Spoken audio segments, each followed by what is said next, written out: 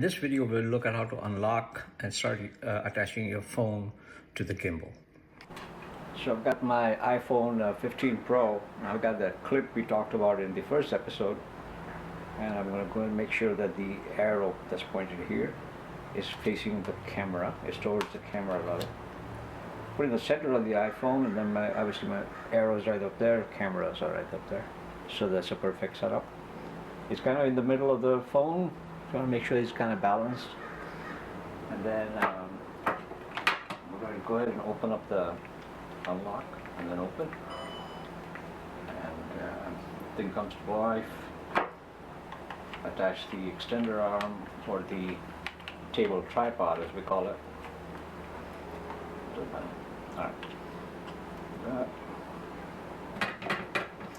And then I'm going to line up those dots as we talked about, and then I'm going to stick the phone, and sure enough the phone clamps right there just like that. And I'm going to press the M button, which is right there, and as you can see the power indicator, and also that the phone is balanced because we have a steady green. By hitting this arrows, I'm going to double click it to go to landscape mode, double click again to go to portrait mode. Go to the App Store or the Google Play Store and download the DJI MIMO app. It looks just like so.